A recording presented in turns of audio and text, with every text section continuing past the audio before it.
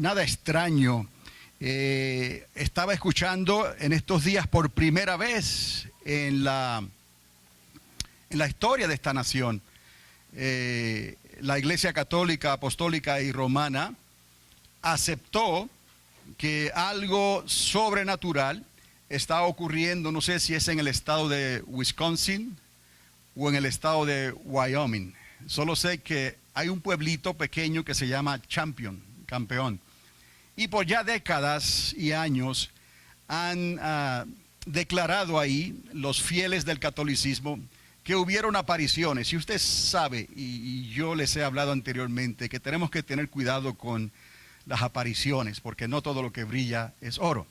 Pero sirve para mostrar este punto que le quiero decir, porque para que la Iglesia Católica acepte que una aparición se le tiene que dar entonces atención, como se hizo en Europa. Hay 2 o 3 apariciones en Europa que fueron aceptadas por el catolicismo. Cuando hablo del catolicismo me refiero al Vaticano, en Roma.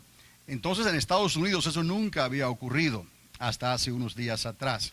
La experiencia no acaba de acontecer, viene aconteciendo hace décadas, donde un emigrante, una mujer inmigrante, ella cree que ella tuvo una aparición de la Virgen 3 veces. Y eso se quedó ahí. Y sabe cómo son las peregrinaciones, ¿no? Comienzan a ir unos poquitos y algunos dicen, pues yo me sané de esto, o vengo y oro ahí a la Virgen. Y entonces ella intercede por mí y Dios hace el milagro que yo necesito. Obviamente nosotros sabemos que solamente hay un intercesor. Bíblicamente, la Iglesia Católica siempre quiere ser bíblica en esto, y por eso es que es tan difícil que ellos acepten una aparición como algo sobrenatural y que evidentemente ocurrió. Pero sabemos que la Virgen María necesitó de la salvación de Cristo. Ella estaba allí, al lado de Jesús. Ella estaba ahí en el aposento alto cuando recibieron el bautismo del Espíritu Santo y fueron sellados. Ella estaba allí. Y eventualmente la Virgen María, cuando ya entrada en años, en su vejez, tuvo que morir como mueren todos los seres humanos. Y eso lo entendemos bíblicamente. Y otras cosas más que la Biblia dice. Jesús tuvo otros hermanos. Y no estamos hablando de primos, ni estamos hablando de hermanos y hermanas en la fe. Jesús tuvo hermanos carnales, por lo menos 2, y por lo menos más de 2 hermanas, porque se mencionan en plural. Tuvo varias hermanas y hermanos. Entonces son cosas que están en la Biblia y no vamos a debatir sobre esas cosas. Pero lo que aquí está llamando la atención es que en este país, por primera vez, la Iglesia Católica aceptó esto. ¿Por qué les digo esto? Porque siempre es una mujer la que hace la diferencia. Y hasta que esto ocurrió, la cantidad de personas que hacían peregrinación a ese lugar eran unos 25, a lo más 50 personas quizás al día.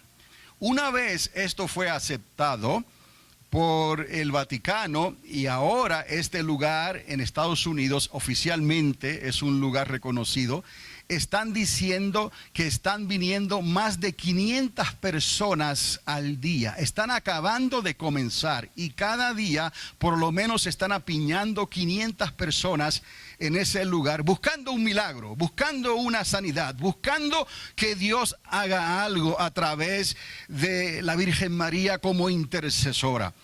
Y esto sirve para ilustrar que la gente tiene hambre de Dios, pero la gente está tratando de llegar a Dios o de llamarle la atención a Dios por los medios equivocados. Obviamente, si María estuviera aquí, ella apuntaría ¿hacia quién? Hacia su hijo. Porque fue su hijo el que derramó su sangre. Claro, él lleva sangre de María, pero no fue la sangre de María, ni fue María la que fue crucificada en el madero hace 2000 años atrás. Ella apuntaría obviamente hacia el único y suficiente Salvador, el unigénito Hijo de Dios, porque ella concibió sobrenaturalmente por el Espíritu de Dios cuando la sombra del Omnipotente se reposó posó sobre ella, y ese hijo que le fue concebido en su vientre fue llamado y es el Hijo de Dios. No trae la simiente de Adán, no trae la simiente del pecado.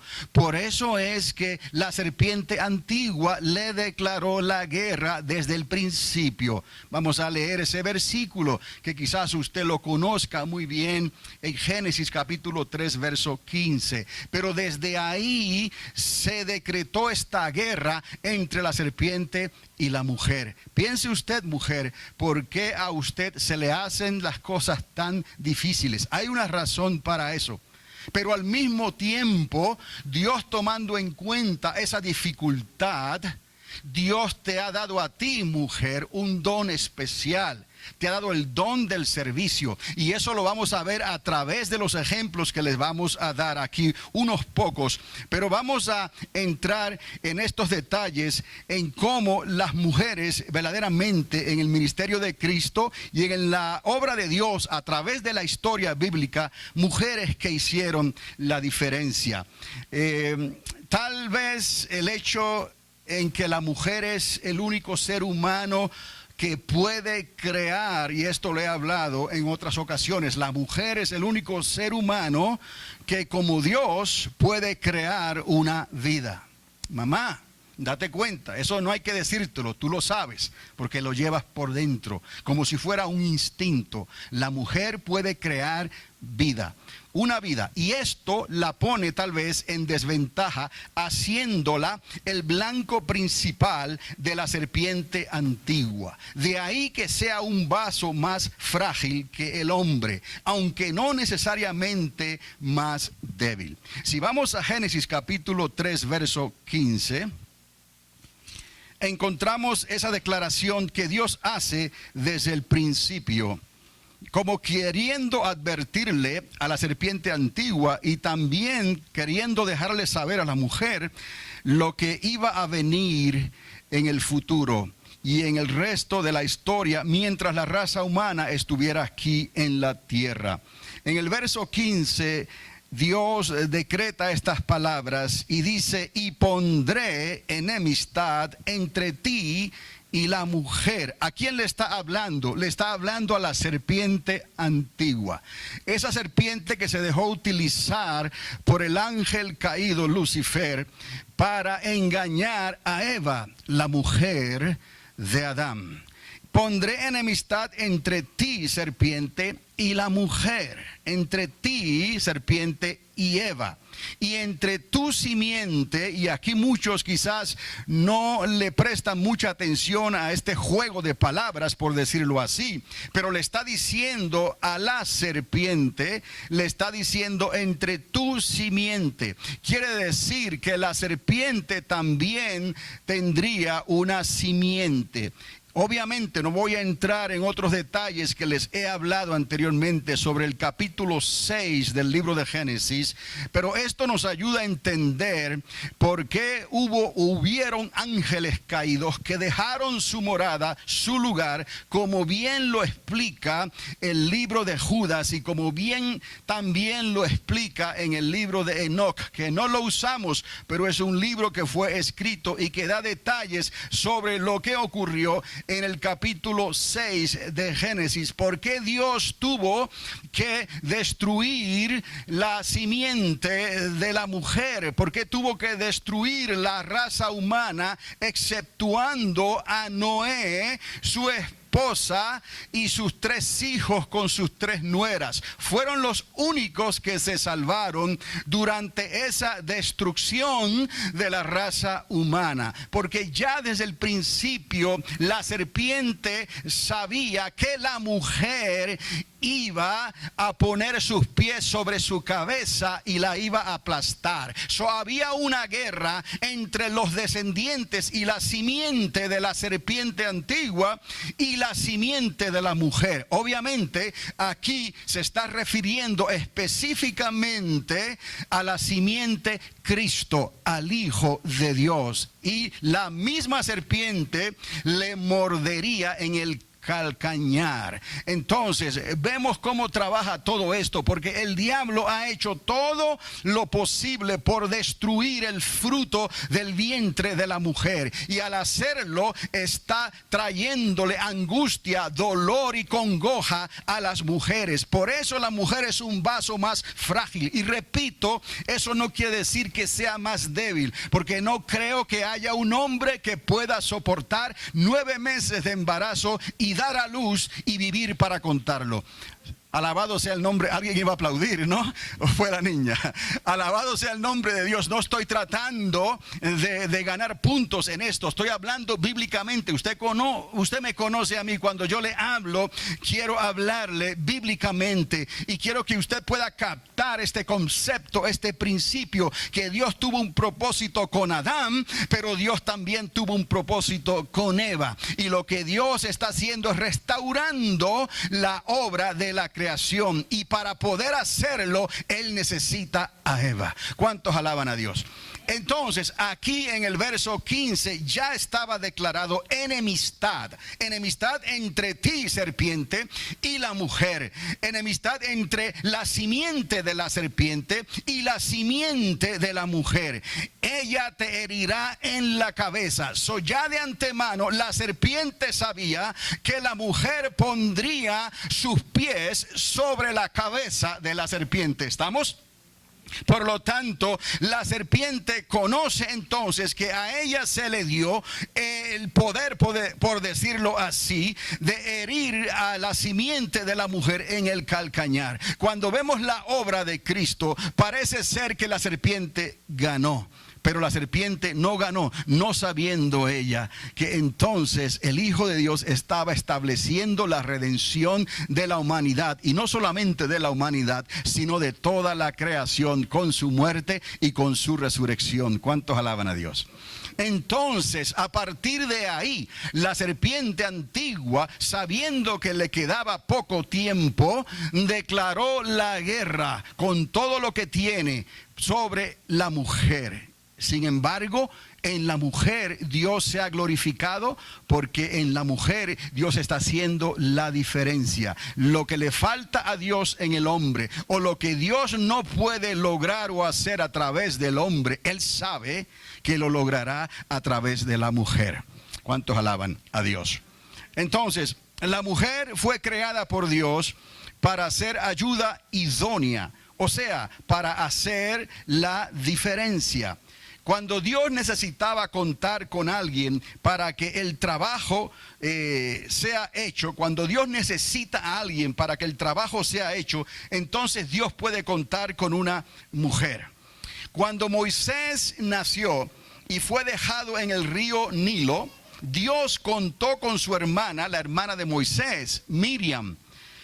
De Miriam dependió que Moisés viviera o muriera. Y no descansó ella hasta que el trabajo fue hecho completo, arriesgando su propia vida. Sí, Dios no necesita que verdaderamente usted diga que le va a ayudar. Dios no necesita verdaderamente que usted le diga que usted va a ser obediente. Dios no necesita que Dios escuche de ti, cuenta conmigo. Lo que Dios necesita es que tú hagas una realidad esas promesas que tú les dices a Dios. Y parece ser que a la mujer se le ha dado una gracia y un favor para que la mujer pueda cumplir con lo que promete. Y le sale algo de adentro cuando hay que trabajar en el ministerio, cuando hay que ayudar, cuando hay que ir la milla extra, cuando hay que poner la otra mejilla. Le sale algo desde adentro a la mujer para completar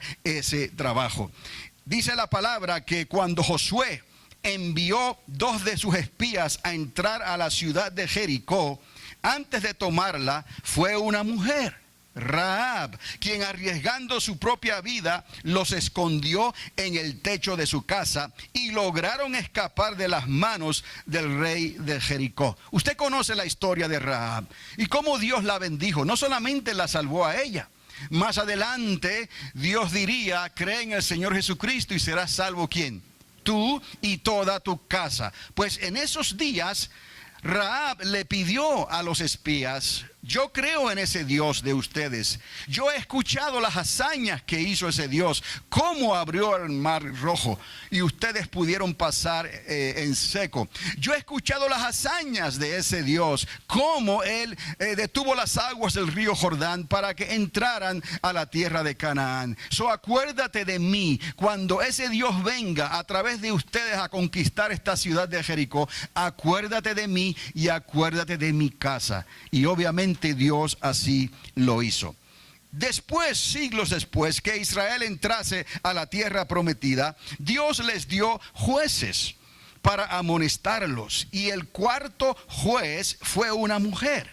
El cuarto juez de Israel fue una mujer, Débora, quien les amonestó contra los cananeos porque no hubo hombre que lo hiciera. He aquí, a veces hablamos de Débora, pero si usted lee la historia completa, te vas a dar cuenta que no hubo un hombre que hiciera ese trabajo. Y Dios contó con Débora, aún el capitán que Dios tenía para llevar a cabo la guerra contra los enemigos de Israel. Ese capitán verdaderamente no tuvo el valor de hacerlo por su cuenta, sino que fue a donde Débora y le dijo: si tú vas conmigo, entonces yo iré. Así que Débora les amonestó contra los cananeos porque no hubo hombre que lo hiciera. Y así Dios entregó la vida del capitán de los cananeos. Usted conoce la historia, este hombre llamado Sísara.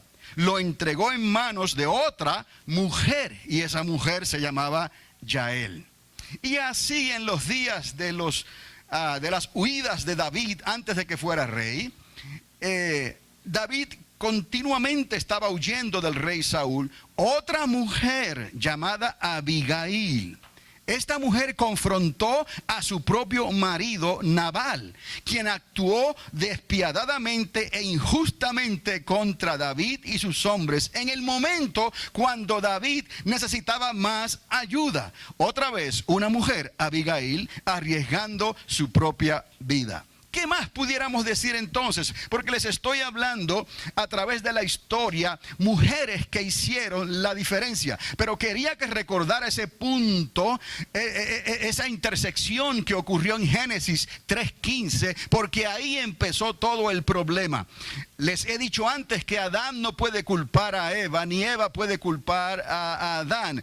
Fue asunto de un engaño siniestro, obrado y perpetrado por la serpiente antigua, aprovechándose de la inocencia, por decirlo así, del ser humano, que no sabía distinguir entre lo bueno y lo malo. Solamente lo que el ser humano necesitaba hacer en esos momentos, hasta que Dios les permitiera comer de las hojas del árbol de la vida, era obedecerle a Dios, lo que Dios había dicho y lo que Dios había instruido.